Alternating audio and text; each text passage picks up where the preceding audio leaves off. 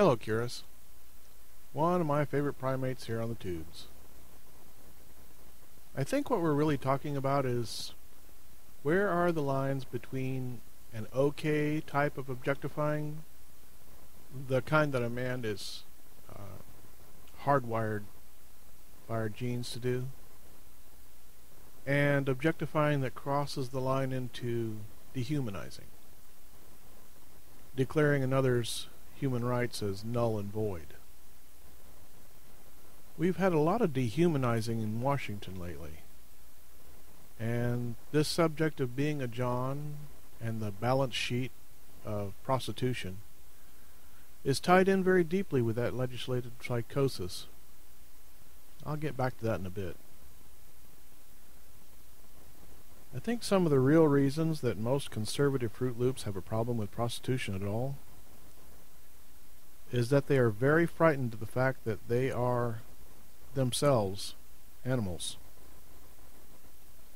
and that they can experience animal reactions and desires.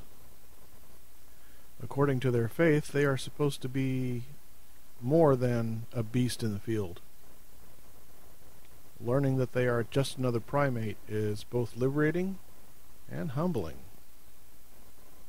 Having to come face to face with one's personal passions is something that people who have deluded themselves into a structural morality don't want to have to deal with.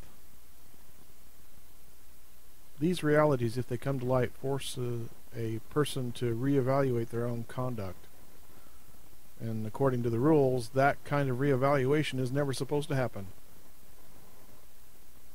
How does this all relate to prostitution and misogyny?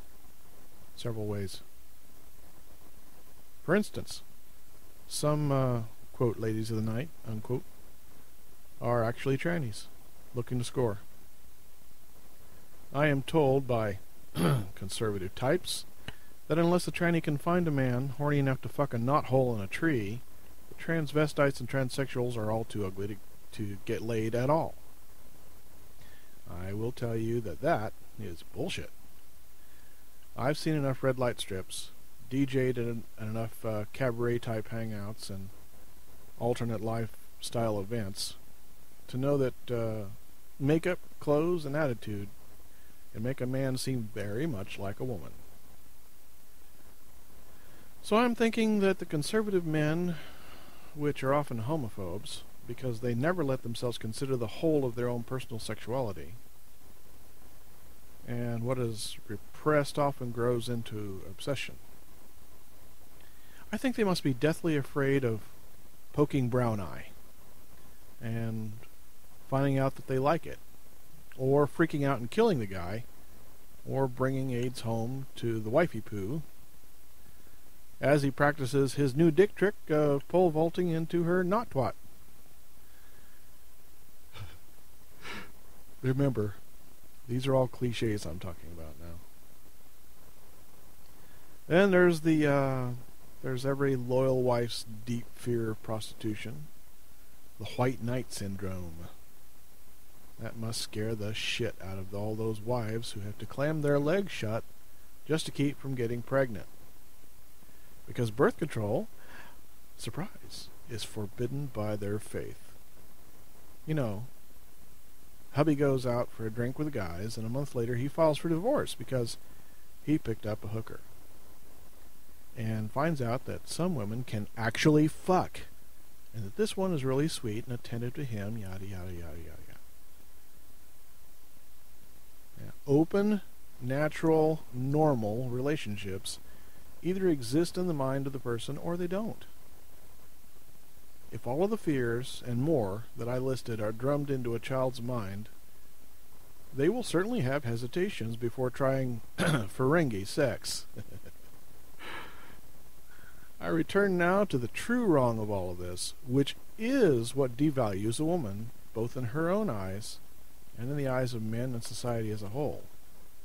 That wrong is an absence of birth control and abortive options should the birth control fail.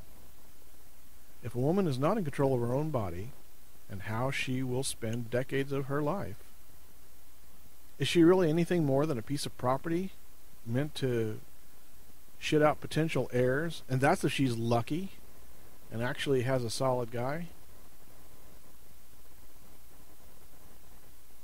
That's why this attempt to return women to the status of subhuman by defunding Planned Parenthood,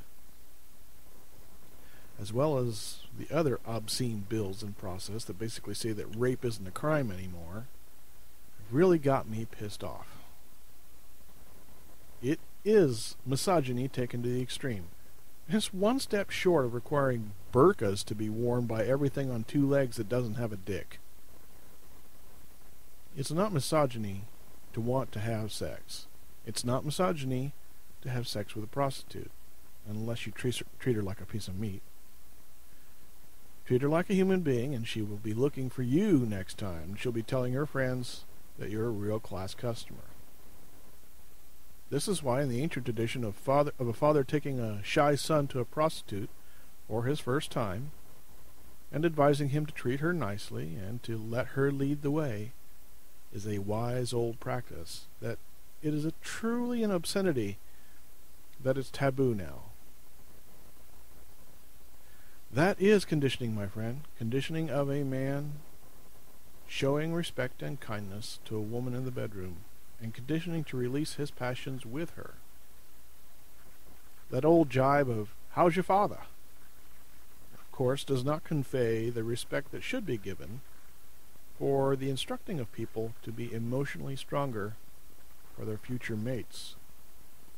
And this should go for all types of genders. The value of quietly respected prostitution to the whole of society's stability can only be perceived of when it is lost. Don't let the snake oilers sell you on their guilt trip. They feed on each other's fears and are so afraid of their own sexuality that they are just pathetic.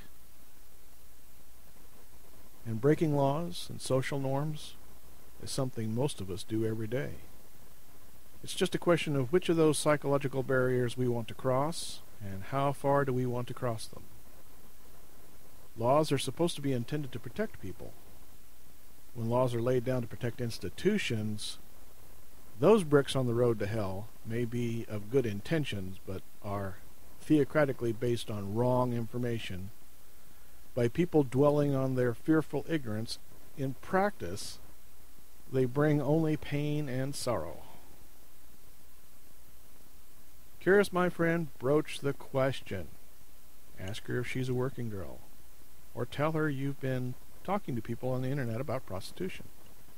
Tell her that you think it's fine with you, and that as a Ferengi, you even find it to be an honorable occupation. I want you to enjoy your life, and you know why.